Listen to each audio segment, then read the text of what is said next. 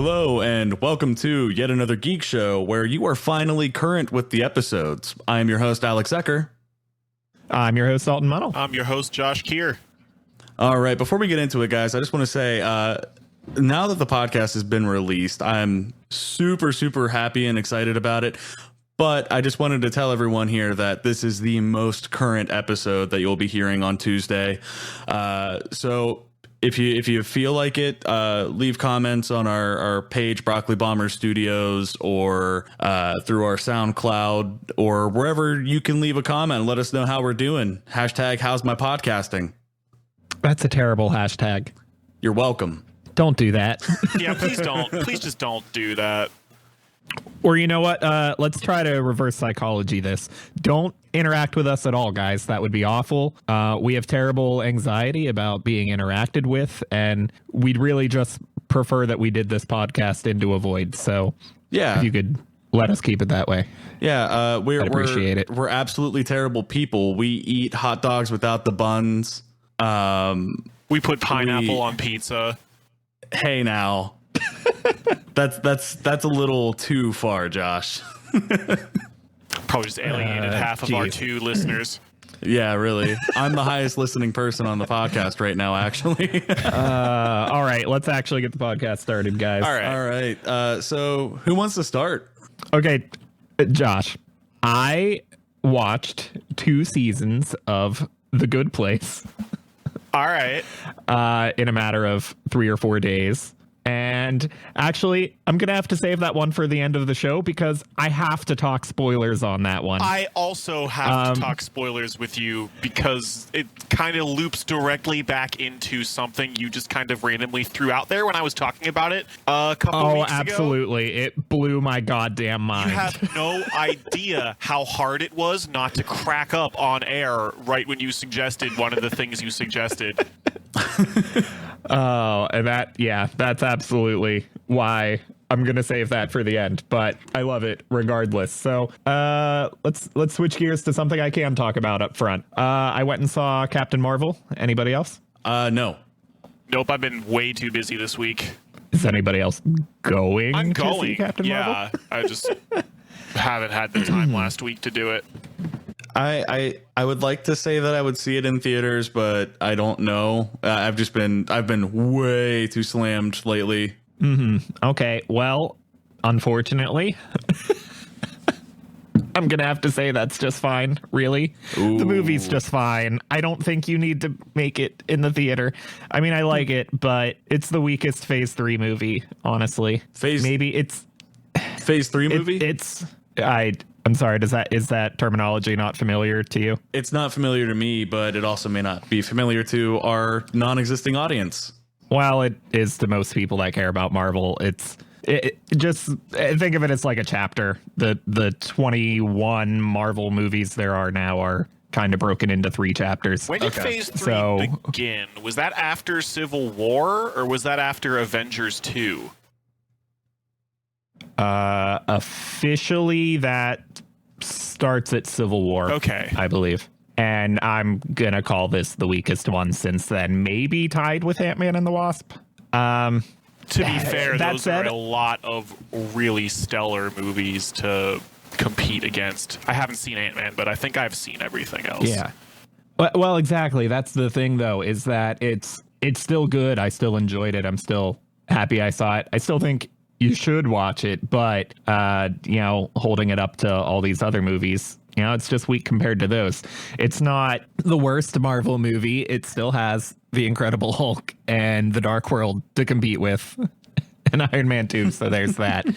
But the weak bits are in the directing and the writing, not in Brie Larson at all. I'm actually very satisfied with her and still happy to have her in these movies. And I don't know if these directors, it was a pair of directors, I don't know if they're gonna stick around for the next one, but I kind of hope they don't, and I could look a little more forward to the next one. It's just Marvel has had a habit of going for the directors / writers. Most of the directors write their own movies with the help of others. But they've had a habit of choosing like not the obvious choice, going for people that haven't done any like big budget action and whatnot. And generally it's worked out really well for them.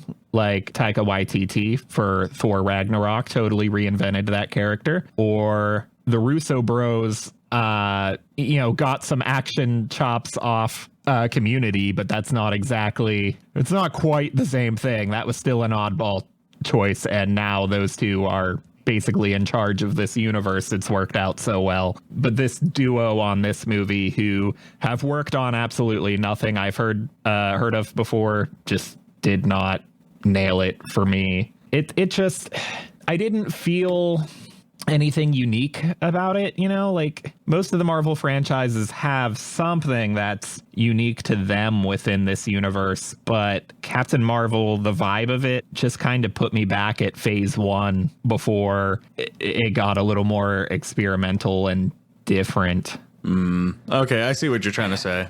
Mm-hmm. It felt, would you argue that it almost felt like an origin story versus like, well, it is an origin story. Well, yeah, but like origin story of like how things were constructed in phase 1 of Marvel's stuff, so to speak.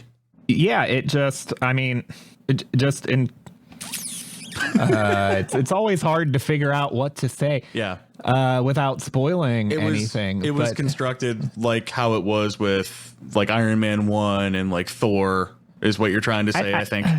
Without like the shitty jokes of like, I almost feel like I'm insulting the first Iron Man movie if I say that, because that's still one of the best. Well, yeah, I'm not saying that it's bad, but it's got that same. It just feels like pathway. It didn't learn from the later movies. Yeah, I guess is all.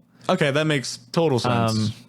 At least to me. But still, again, that's just disappointment compared to the better movies. It's still a good movie, mostly because of Brie Larson, who, again, I'm actually really happy with. And, man, Samuel L. Jackson killed it in this one, guys. We've seen him as Nick Fury in a lot of these movies, but this is by far the best Nick Fury appearance. I'm actually really excited to see Fury in a more prominent role on screen again, because it's been a while. I don't think, other than his one quick cameo in Infinity War, I don't think we've seen him since 2015. It hasn't really been that long. That sounds about right. And now he's in all 3 movies this year, and he's a main character in 2 of them. Whoa. Oh, dude, that's awesome. Yeah, and he absolutely killed it here, and it convinced me that we need just a Nick Fury Shield movie. Yeah. That way we can forget that David Hasselhoff already did that. That's not even something I knew existed. Yeah. No. There is a movie, I believe the title is Nick Fury, Agent of S.H.I.E.L.D., starring David Hasselhoff. I'm going to go watch that immediately. Yeah, well, don't worry. We're definitely going to end up spotlighting the bad pre-MCU Marvel movies and the post-MCU bad Marvel movies, for that matter. Oh, yeah. I don't know if I have anything else to add to that other than, I do think it's pretty neat how this being a prequel, the movie takes place in the 90s. I think it did a really interesting job at tying into things we already know about the universe. Like, I liked the inclusion of characters we've already seen, like Coulson and Ronan the Accuser, and then just little like other callbacks that I can't really talk about for spoilers. But they kind of retconned her a pre-existing presence in this universe, so to speak. I mean, from the Nick Fury shot in Infinity War that he's known this character for a while, and it just kind of touches more on you get a feel for what her importance has been in between this movie and Infinity War. Okay. To Nick Fury. That's an interesting way to word things. That's all I can really say about that. Okay. I don't think I have anything else to add there. I mean, I like it, but if you're getting bored of these movies, this isn't going to be the one to change your mind. It can honestly wait, but still see it eventually. Like me. Yeah. Oh, you know what? No, you know what? I can't breeze past this without talking about the controversies now that I think about it. Uh-oh. Here we go. I tried not to care. I didn't pay any attention to it for the longest time, but it's really just rampant internet sexism. And oh my God, if you try to talk about this movie anywhere, if you just if you try to like YouTube Brie Larson or Captain Marvel right now, you're just going to find a shit ton of videos of incels and red pillars trying to convince you that she's the world's worst feminazi and you should be boycotting the shit out of this ridiculously successful movie because they're offended that she's a woman and sometimes she's supportive of women.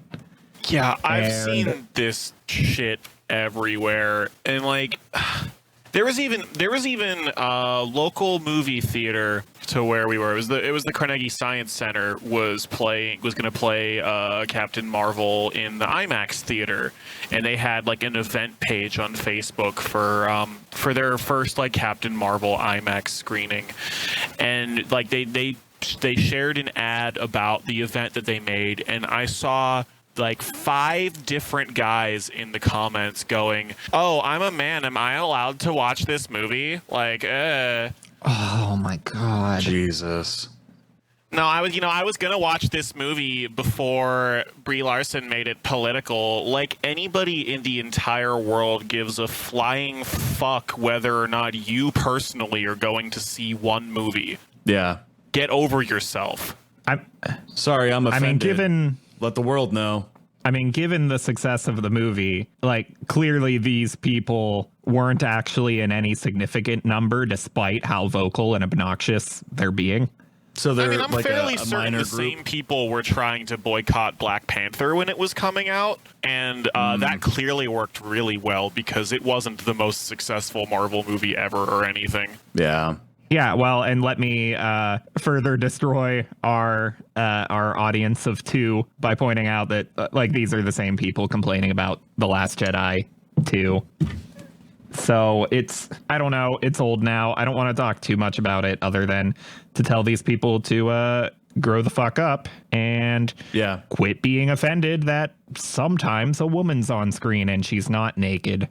I'm sorry. Yeah, I think what we should address here is us 3, the hosts of Yet Another Geek Show.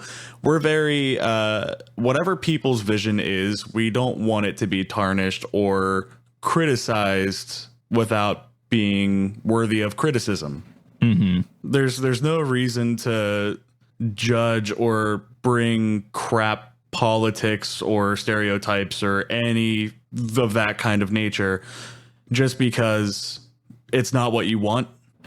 Yeah, well, and to be clear, though, because some of our sarcasm might have implied otherwise, I'm not against the idea of getting offended by something. I'm not against the idea of sharing that you're offended. I'm not against the idea of convincing other people to boycott a thing. Right. But like have a good reason for it. Yeah, you have to have a legitimate reason, and this case is not, it's the furthest thing away from legitimate. Right. Yeah, like so Disney just hired on the writer of the first Pirates of the Caribbean movie. I think he's actually been involved with all of them, but they just hired him as the writer on the next installment. Mm-hmm. And at this point in time, I am now aware that he is an anti-vaxxer, or as I refer to those people, child murderers. And I'm not going to watch that movie. And I might point this out to other people and ask that they don't go see this movie. And I'm not going to have any noteworthy effect on the box office, right. And that's fine. But I'm not going to boycott a movie because the lead is a woman. And sometimes she says things that are supportive of women. But Dalton, something wasn't about me for 5 minutes, and I don't know how to deal with that. What can I do? We're just running out of white male. The solution is hero movies. Fuck yourself. That'll do it. I don't know. Anyways, let's jump off the political agenda train. Josh, what do you got? So this week has been very busy in real life for me because I'm preparing to move. As such, I didn't get a whole lot done this week besides playing the game that we're going to spotlight later tonight. So I don't know how much to say about it because we're about to spotlight it. But I guess advertising, shameless plug for the new episode, we're going to be spotlighting the original Legend of Zelda on the NES, and I played a bit of that this week to freshen up on it and prepare for that show. Well, I'm going to be irresponsible and go off of memory, so I did not play that. I didn't play. I only played a few hours. I've played it through enough. Well, I don't know if I've ever played it through the whole way, but I've watched Bit Brigade play it enough times, and I'm pretty familiar with everything in the game. Yeah, I'm pretty sure I could speed run it. I've watched someone else speed run it 3 times. Yeah, it worked out real well when we played Mega Man. yeah, somewhat. It did. I've You breezed through it. played the game on and off for years, so I think I'm good to off memory. Okay, we'll talk about it when we get there. Yeah. Alex, what do you got? Okay, this is going to be kind of an episode where I think we might get real a little bit, not just with what happened a few minutes ago. I believe I mentioned this before on our podcast. It'll be next month, April 29th, will be the 1 year of me losing my mother. There was aside from that, I take it day by day. There's, I handle. But there was a game that I played last night. In fact, I had heard nothing of it. I just happened to look on Humble Bundle, and I had experienced this game called The First Tree. No idea what it was about. Cool. It looks really pretty. The art style looks great. All I seen was the story was called, or the story. All they tell you is a mother fox is looking for her 3 cubs, and that's all the story tells you. And I don't know, the story hit a lot of things at home with me, and I'm not even gonna lie, man. I texted Dalton actually sometime last night, and I was like, I just spent the last hour crying. And I don't know, it was a very, very, very strong experience with me. And Dalton and I have both agreed that probably the best indie game we've played was Journey. I think this beats it for me. In fact, Dalton, I texted your wife last night with a photo, and because the last tattoo I got, she actually designed for me. It was a picture of a witch riding on a broom, going past the moon. I had her help me design that as a piece, kind of honoring my mom. She had a similar tattoo, and I texted her and I sent her a picture of a fox, and I said, if you can add just a little more detail to this one and make it in a certain way, a little different from the picture I sent her, because I'm thinking about getting a tattoo of it. That's how impactful this game made on me. Wow. Yeah. All right, I'm gonna take that as a very strong endorsement. Yeah, I have never heard of this game before. Well, I looked it up. You've got my interest piqued. Yeah, and what was funny was Alex, he texted me to tell me he bought this bundle because Dream Daddies was in it. And I was like, oh shit, Alex, I just bought this bundle like 2 hours ago. I probably haven't bought a bundle in like a year. Same. That's the funniest thing about it. We both bought it at similar times without buying a bundle in almost a year. But The First Tree, I strongly recommend that you play it. I think it's somewhere around like $10-15 if it's not in the Humble Bundle still by the time you guys check out Humble Bundle. It's an experience worth sharing. Yeah, absolutely. Probably just gonna go ahead and put that on my wish list right now. I just found the game on Steam. Yeah, it's phenomenal. Well, I think it's in the dollar tier on that bundle if you want to go look at that instead. I can look at that too. Although it sounds like it's worth more than that. Yeah, Although, did you say that bundle had Dream Daddy in it? Yeah. Yeah, okay. That's in the middle tier. I do need to pick that up and finish it, so... Sorry. Guess what I'll be talking about next week. Sorry, I kind of blanked out there. My phone just went off in my pocket, and my Google Assistant started talking to me. So I was like, wait, what the fuck? Why am I hearing a voice? That's okay. I turn on my Echo Dot sitting in front of me every time I say your name. And then I hit the mute button quickly before it responds. Yeah. Oh, goodness. Dalton, do you have any more that you wanted to talk about with watching anything or playing anything? Let's go with my weekly VR game. Yes, sir. Yeah, so I picked up, this was one of the earliest released PC VR games that's still receiving regular updates, but The Thrill of the Fight. Alex, I've made you play this. Josh, have you seen this? I don't think I've seen this one. You don't want to. It nearly killed me. Oh, it nearly kills me every time, and that's why my playtime is so low, even though it's great. It's a boxing game, and there's plenty of those in VR, but most of them are kind of arcadey kind of games, whereas The Thrill of the Fight is the only one I'm aware of that's really a simulator. And it's a workout, man, and I love it, but my playtime is so low because every time I play it for a half hour, I can't feel my arms for the next 4 days.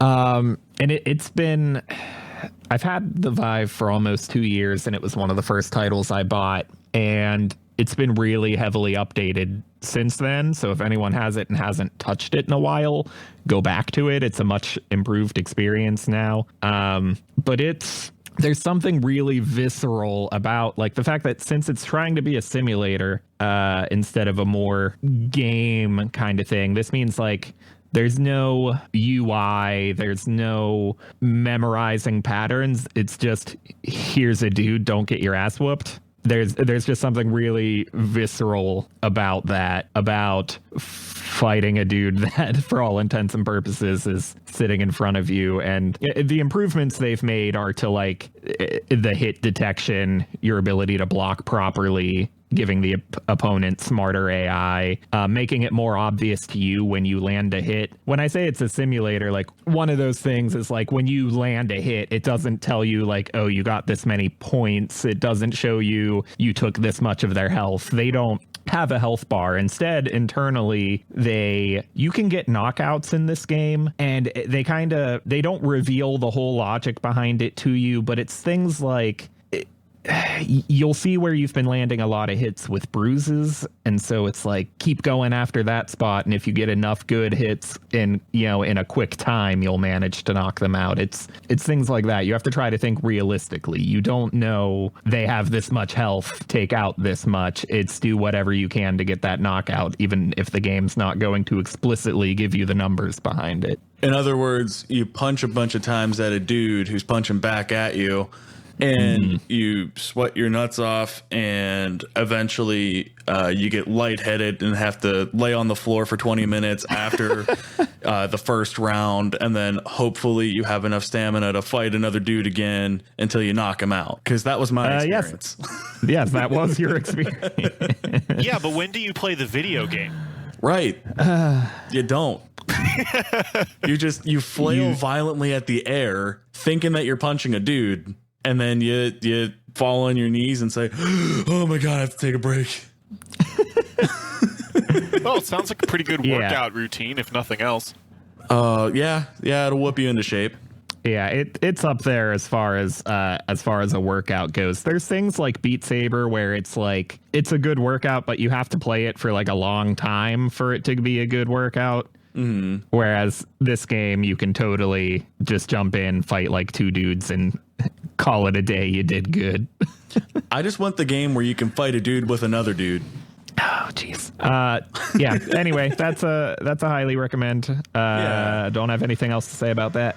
Josh, did you not have anything else to bring up? You just played Zelda and worked on moving. That's about all I've done. Let me think if... Well, I haven't finished this yet, so I don't know if how much I should talk about it yet. But I've been watching Superstore on Hulu recently. Mm-hmm. It's I think it's an NBC comedy. I don't remember who it's by, but it's basically about a bunch of people that work in a sitcom equivalent of Walmart called Cloud9. It's a really funny show, and also as somebody who has a retail background, I worked for Walmart for 4 years. I'm sorry. Yeah, I work retail now. I'm sorry. You may, Dude, I feel your pain. The show hits home sometimes. It's very accurate to what it's like to work at a Walmart, at least. My favorite part of the show is they'll do these little cutaway gags in between scenes where it'll just be like one customer doing something really fucking weird in an aisle with no context, and it'll just be like a 30-second clip of like, I don't know, like somebody walks down the aisle and like just grabs a banana off of the produce stand and just starts eating it or something like that. I think they're on season 4 right now, and I'm probably halfway through season 3. But I've watched enough of it to know that I really like it, and I'd recommend it. It's not on the level of The Good Place, Dalton. So, but it's still up there. It's one of the the show's hilarious. It's one of the funniest shows that I've seen in quite some time. Well, I'll be caught up on The Good Place in the matter of a couple of days. So I want to talk about The Good I'll Place think about so that badly. one. Josh, I have this thing that I always love to ask people that's worked retail. Give me your best retail story. Like any experience that you've ever had while working at Walmart where you're like, oh no. Well, I once had, this was, how long ago has it been? It's been a long time since I've worked at Walmart. It was like my first couple summers of college. But I think this was my first year there. I was cashier. It was, I think, around Christmas time, and I was just about to go I think I was about to just go on my lunch break. So, you know, they make you shut down your lane, but everybody that's already in your lane, you have to finish checking out before you can go on break.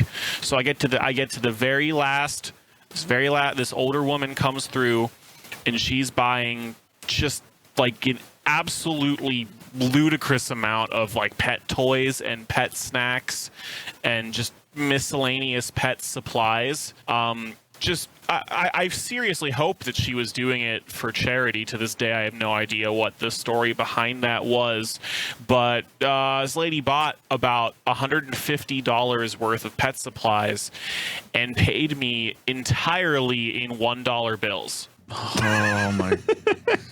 I'm standing there. I'm tired. I'm starving. I just want to go into the break room and eat my like fucking bologna sandwich or whatever I brought from home. Yeah. And this lady's counting out 15 stacks of $1 bills.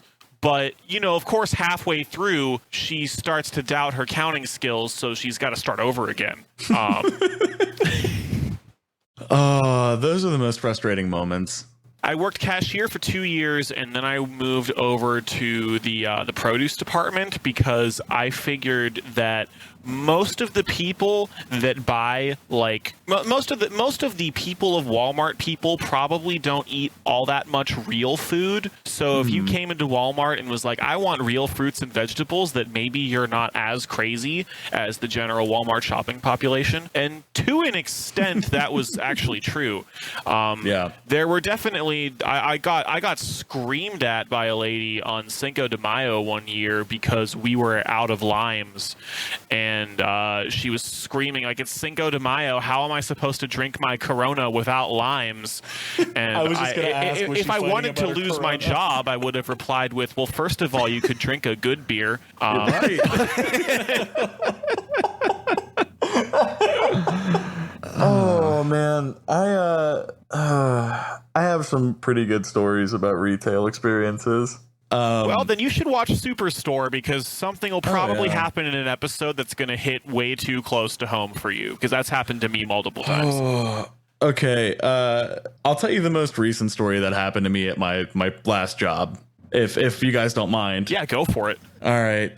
This particular store, it wasn't, like a supercenter like Walmart. It was a specialty shop. It was still a retail job, dealing with the public, but I worked at a local smoke shop, and the weekend that I put in my 2 weeks was just insane. One of the owners decided to steal $50,000 worth of equipment out of the store, almost went to jail. It was a good time. But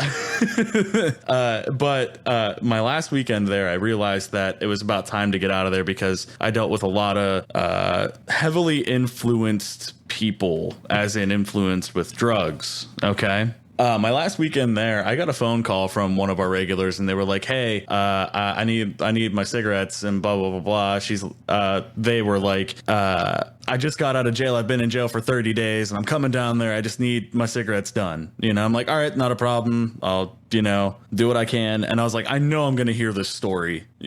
I should also mention that at this particular cigarette shop, we had machines that could roll cigarettes. So. I get them all done for her, whatever. And she comes in and she tells me the story about her friend who came down, was sleeping with her boyfriend or husband while she was visiting at their house, living at their house for like a month. They got into a big fight. She went to jail. And then afterwards, she thanked me profusely. And she's like, I super appreciate the help. She's like, do you do anything fun? As in, like, do you smoke weed or do anything like that? She's like, I can get you Coke. And I'm like, fuck, lady, I just rolled you a thing of cigarettes. I clearly do Coke. Like, yeah, do you have diet? I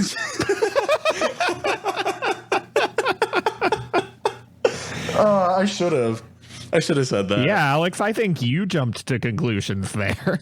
Well, she referred to it as powder. Oh, okay. I just wanted to make it pretty clear that she was talking about cocaine. But she's like, I can get you powder, and I'm like, oh my God, I just want you gone. That's all I want. That's how you can thank me. You can thank me by get the going fuck out away. of my store.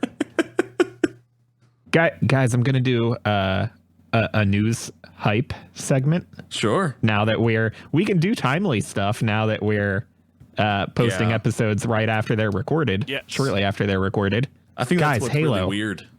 Yes, Halo. I kind of grew up with it, but Dalton has a stronger connection to it. No, I don't know if I have a stronger connection to it. I have some nostalgia. It's okay. So Master Chief Collection has finally been announced for PC, and I'm stoked because I haven't played this franchise since 2. Wow. Even I'm more current than that. Yeah. Well, I mean, when 3 came out on the 360, like, I didn't get a 360 until years later because I just wasn't playing video games at that point in my life. That was when everything was music and nothing else. And I've been strictly on PC for the last 6 years until getting that Switch recently. So basically, this was an announcement that I'm getting, what would it be, 6 Halo games before the next one comes out. Are they including ODST? I thought I heard you say that. Off air. Reach. They just added Reach. I believe they are. Yes, I remember hearing about that. Okay. Wow. Yeah. In any case, I barely even know how many games there are at this point. But in any case, absolutely all of them, I believe, are coming to PC now before the next installment comes out. And I'm excited to be able to jump back into that universe again. Right. And let's be real, Alex, probably let's play the whole thing. Do they all have co-op campaigns? Halo 4 they might not. I don't. My nostalgia is all about the co-op. Yeah, I'd be down to let's play those for sure. Now I know, Dalton, you had a particular thing with these where you would LAN party with your friends all the time. Oh yeah. So, not that I was ever any good at it. But yeah, that was certainly a pastime of my yeah, that too. Well, I had one friend who had a bunch of friends. I was only really close to one of these people, but regardless, There would be LAN parties that you could LAN party with. That's why you were around. Yeah. Yeah. And so I fondly remember one night, for some reason, we decided to have this LAN party outside on 2 CRTs that we lugged outside and sat on opposite ends of a yard. 3 or 4 people on one TV, 3 or 4 on the other. And someone called the police because we were yelling at each other quite loudly. And as this officer comes to talk to us. So in other words, they were calling the police about someone yelling about having a very large tea party. So They keep talking about tea bags. I don't get it. Yes, and so he approaches the people huddled around one TV and is asking them to calm down. But while this is happening, we are all still yelling at each other and not pausing the game. Nobody considered hitting pause. I think what happened was I was on the other side of the yard, and I think by the time we noticed the cop was there, we had just already committed to not pausing it. Like, he might have already been talking to them for 30 seconds before we noticed and went, oh shit. And then like, okay, well, if they're not going to pause it, we're not. Yeah, you don't want to lose. Yeah, and it didn't stop us at all. And I apologize to those neighbors anyway, but it was a nice memory for me. Oh, yeah, definitely. Man. Now I'll do the yelling inside my own basement. I've also got some outdoor Halo playing memories. Because my neighbor and I, back when, I guess this was probably when Halo 2 was out, we used to go camping in his backyard, and by that we mean that we would just set up a tent in his backyard and then run an extension cord from his house into the tent and just bring a small TV and his Xbox outside and then just do the same thing that we did every weekend, which was just sit around and play video games all the time. But this time we were 1 degree closer to actually being in nature. And it was dope. This should be more of a thing now with lighter TVs. Yeah, with lighter it's so TVs much easier and more to do. Portable stuff. You know what I mean? Hell, TVs that you can roll up like a poster are almost ready for consumers. Exactly. There's also the Nintendo Switch. Right. Which they need to start developing more games than just the one, but you can put 2 Switches together to make one larger screen with certain games. I think there's only one out right now. That's only Super Mario Party. Is it only Super Mario Party? Does the multi-screen thing. I think 1-2 Switch did it as well, but those are the only 2 I can think of. Mm-hmm. That would be the coolest LAN party. Just have a bunch of friends that have the Switch and just be like, hey, touch our Switches together and combine their power. Yeah, speaking of which, I played 1-2 Switch. How was it? I've never played it. Not worth the money. I was going to say, I spent my money on good games. So yeah, I took one look at 1-2 Switch and decided that it was a worse Wii Sports that they want to charge me $50 for, and there was no way in hell I was going to bother. Right. Well, yeah, it's not nearly as good as Wii Sports, and it should have been a free pack-in title, especially considering that, like Wii Sports, the whole idea was to show off the technology in the controllers. The idea wasn't really to be a compelling game in itself. Right, as it's fun like, as hey, Wii here's all Sports the things that you can do with the Joy-Cons and the weird stuff the Switch can do. Right. Yeah, and I mean, the Joy-Cons are a really cool technology. They really are. And it is a fun game, and we're definitely going to play some of it. I do enjoy it, but it's just not worth the price of, a full price game, and it's not as good as Wii Sports. And frankly, when you're trying to play it, it spends way too much time in menus. Like you'll pick a game and then it'll give you the instructions, and then you'll play a single round and then have it explained to you all over again. And you're constantly hitting button prompts to confirm that, yes, I understood these instructions, and you're constantly picking the next game to play a round of. And it's just, it doesn't get the idea that hey, this is a party game. Just let us play the damn game. Quit talking to us, So that's a recommend if you buy it super cheap used. Yeah. I don't know. I feel like it should have been one of those games that could have been included, kind of like what they did with the Wii and Wii Sports. I do like the idea that it's a game that you can play without looking at the screen. It's more of an audio game. Yeah. But that's not a neat enough gimmick for the price they're putting on it.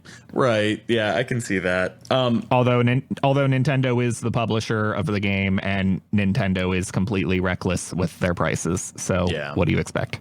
Well, hey, to backtrack, I remember you and I having a conversation, Dalton, that you were telling me that the Joy-Cons can be used for VR. To some extent. I actually haven't tried it yet, but this it doesn't have nearly as sophisticated of tracking as any proper VR device does. I just learned that among many other devices, you can use it for...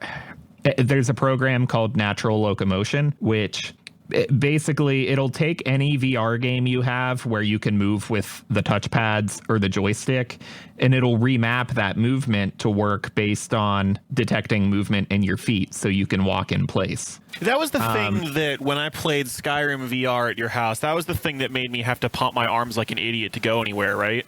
Yes, it was that program. So without any extra trackers, you make it depend on arm swinging movement. But that same program, if you have anything it can detect motion with that you can strap to your feet, you can make it base itself on your feet instead. So I need to buy a Bluetooth adapter so I can connect my Joy-Cons to my PC, but at that point it has enough motion capabilities in it to use it for walking in place movement, which is great because as much as I love that software for Skyrim the way I had you playing it, it's problematic in combat to have to use your arms for walking and for fighting. Yeah. Mm-hmm. And there's just not a workaround that feels nice. I haven't touched Skyrim VR in a while, but once I get that Bluetooth adapter and can do that, that'll probably get me stuck back in that world for a while. I'd imagine you'd be able to use Wiimotes for the same purpose. I believe so. Well, what is it about the Switch, the Joy-Con that makes it usable? Is it the infrared or is it the gyroscope or like what is it? Well, I was going to say it's the gyroscope and the accelerometers. I don't know if the Wiimote has that or not without the infrared. Yeah, they totally do. Oh, okay. Then that should work. I'm pretty sure DualShocks work. A smartphone works. As a matter of fact, I'm pretty sure you can strap the Joy-Cons to your feet and throw a smartphone in your pocket for hip movement and have that work together. Wow. That's just to be a little bit more precise. Yeah. That's honestly super cool. Because it introduces things that you already may own. Mm-hmm. And you don't have to worry about spending like another $60 for hip controllers. Yeah, well, I wish VR controllers were $60. Yeah. The Vive wands are still over $100, and so are the individual trackers that you can buy that are just a tracker with no controller attached. I'm pretty sure those are $100 too. How much do the Knuckles controllers run now? They're not out yet. Oh.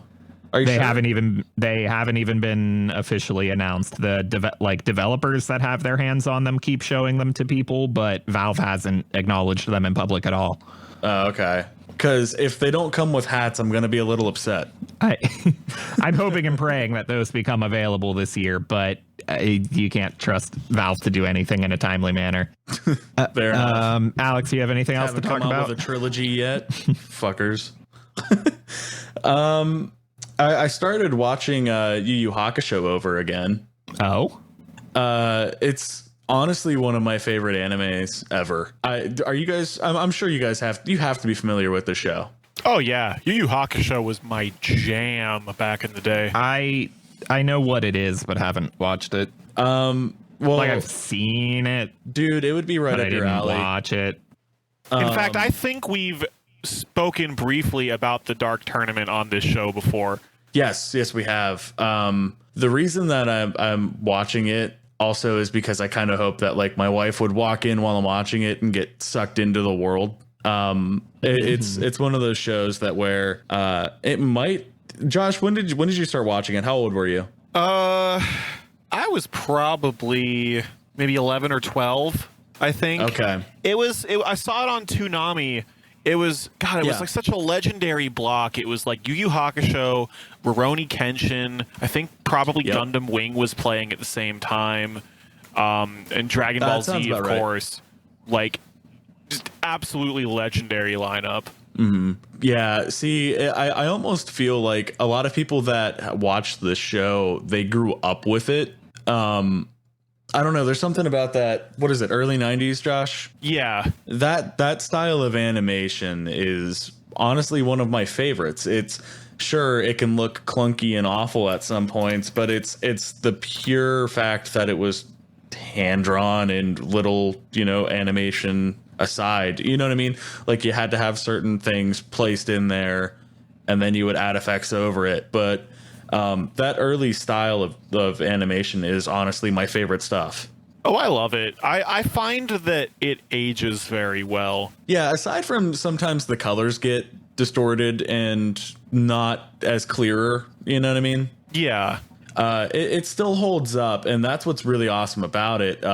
Anyways, to the premise of the show for you, Dalton, you start off in the very first episode with a few brief scenes. You see a soccer ball bouncing on the ground. You see a car speeding, and then you see this car hit a 14-year-old boy. The 14-year-old boy dies, and he's the main character of the show. Okay. Interesting. So within like the first 30 seconds of the show, the main character's already dead. Throughout the first episode, you see that he actually wasn't supposed to die. The story goes is that he saved this little kid because this little kid was being a little irresponsible and kicking a soccer ball down the sidewalk and kept kicking it into the road. And he's seen, speeding car, little kid walking into the street. He jumped out and saved his life. When in fact, the Grim Reaper of the show tells him that the little boy would have only gotten a few scrapes and scratches and he would have been totally fine. And that the main character's death was pointless. But he gets a chance at life again. And from there, he becomes a supernatural detective. So he's a spirit detective is the actual name. And he hunts demons and shit, but in like a Dragon Ball Z style. So it's not like really dark, evil, creepy kind of thing. I mean, it gets really dark, but it's not like there's not a horror aspect thrown into it. It's more in the style of Dragon Ball Z where there's bad guys and you have to fight them. It's very much like a shonen anime. Yes. Yeah, absolutely. Yeah. The theme song slaps, man. Yes, it does. Oh, it's so good. I think all the music still holds up really well in the entire show. It took me it took a long time for me to realize that Chris Sabat was Kuwabara though, because he doesn't sound like Chris Sabat. God, just knowing Kuwabara and knowing like Vegeta, it's got two completely different characters. Exactly. Yeah, that's funny. That's I like would have never noticed that. I can hear his voice clearly in my head, and I still can't put two and two together. Right. That's like Goku and King Kai are both Sean Schemmel. He also voices Lucario for the Smash Bros. Games. Really? Yes. Fun fact. No shit. I didn't know that. But yeah, throughout the course of the podcast, I'm sure you guys have heard that I'm a fan of voice actors because I thought about being one for a little while, and I make music instead, like our theme song with Dalton. Word. Which also slaps. Thanks. He wrote it and I produced it. You were there when I wrote it.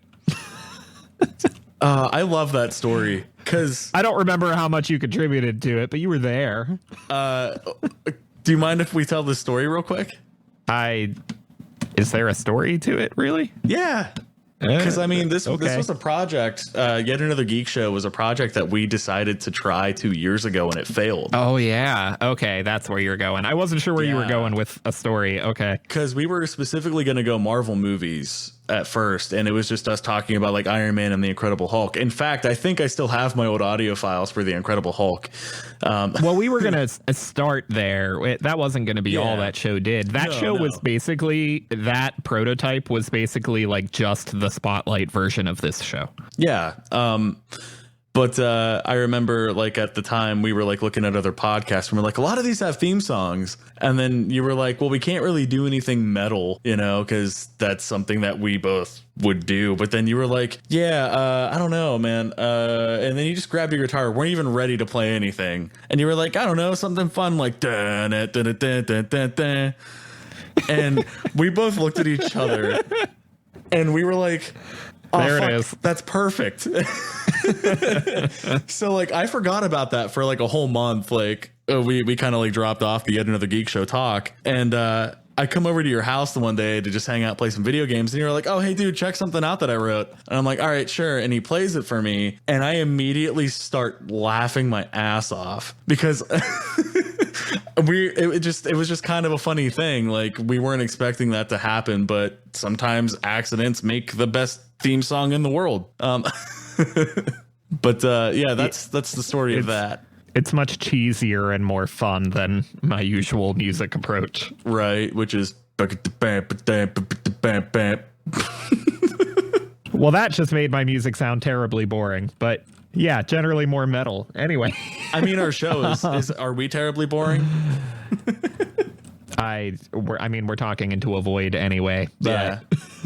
Yeah. Fellas, do we have anything else we want to talk about today? I do. Before I jump into the good place, I have a game that I'm only going to talk about for like a minute because I played a demo and it sucked and I'm going to shit on it. You're going to shit it on him? Okay, I'm basically checking out everything on the Switch that's published by Nintendo. Mm-hmm. And so that included Fitness Boxing, which I don't think they funded the development of. I think they're just a publisher, not actually involved in the creation of it. Like, I've played this demo too, and yeah, it's awful. And it's super trash, and the Switch, as awesome as it is, does not have acceptable enough motion controls to be trying something like this. And it makes you do these warm-up videos that are straight up not interactive. Like, there's 2 minutes of watching the model on the screen talk and warm up, and like it tells you to do it, but doesn't actually watch what you're doing at all. Right. It makes you do that after your what they call the daily workout. And then when you're trying to like just do what you want, you know, pick a song, pick a difficulty and play, the instructor just does not shut the fuck up. I know. Yeah, I played it and I'm sitting there. I'm like, when do I get to punch shit? And so I get that like there's rhythm games and then there's rhythm games that are specifically geared at fitness. But like, if you can't shut up and let me hear the music, how am I ever supposed to get in the groove? Yeah. How am I supposed to like really get into my movements? I mean, the music's terrible anyways. It's like the worst of 2010's pop music. So like Wii Sports music? What? No, I mean, it's literal like pop music off the radio. It's like Black Eyed Peas and stuff. And like, I didn't even catch that. Not good pop music. I mean, not that I like a whole lot of pop music at all, but like, oh yeah, you know, but like, at least let me hear it when you're telling me to do something rhythmic to it. Just please shut up. That's what half of our fans are saying right now. Yeah. And so that's not only a don't purchase, that's a don't even waste your time on the demo. Oh my God. I can't believe Nintendo bothered to put their name on this thing. Yeah. It's awful. While otherwise having a pretty stellar track record. Mm-hmm. Maybe they thought it was like a successor to Wii Fit or something. And I guess I never really tried any of those fitness oriented games on the Wii. I don't know if they worked any better, but people liked those games. So I assume they're not trash like this was. Okay, man. So I guess all we have left is The Good Place, and I cannot possibly. I'm sorry, Alex. I'm gonna have to spoil this for you, and I don't know that I can talk. Before you spoil it, you've been warned, everyone. I was gonna warn them, Alex. I already did warn them. You don't have to take my routine. No, you're not. You're garbage. Anyways, if anyone doesn't want spoiled on that, interrupt Dalton warning about spoilers to warn about spoilers. Yes. Yeah. Okay. Well, I didn't know where he was going to go, and, you know. Okay, so these people have definitely left by now. Yes. All right, so we're good to go. Let's do it. Alex. Yeah. When Josh described this show to us, and I did a bit. Do you remember what happened? What we suggested would make for a good show? What? No, I don't know what you're referring to. Where it would be like a good hell would to be making you think it is The Good Place. That was the season 1 finale. Yeah, that literally is the show. I kind of figured. Josh said to us, come to find out, she's not supposed to be there. And I interrupted to say, oh, I thought you were going to say, come to find out this was actually The Bad Place. I remember that. Yeah. And then we discussed that the best possible bad place would be to convince you were in the good place for a long time.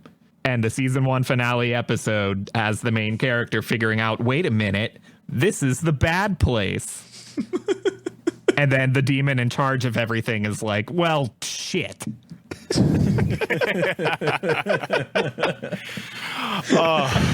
That's good. And when that happened, I utterly lost my shit. My wife didn't know why that was so funny to me, even though like she was enjoying the twist, like she was surprised, but she didn't understand why it was hysterical to me. And I'm sitting there like, how the fuck did Josh keep his cool? It was so hard. It was so hard. I'm so happy that you actually watched this show, because I even told Kyla about it right after we filmed. And Dalton was like, wouldn't it be funny if they were actually in the bad place the whole time? And I was telling her, I was like, I was dying because I had to keep a straight face about it. Oh my God, it was the hardest thing I've ever done in my life. Well, Dalton picked up that phone. I hope there's listeners that have that experience listening to that episode. Holy shit.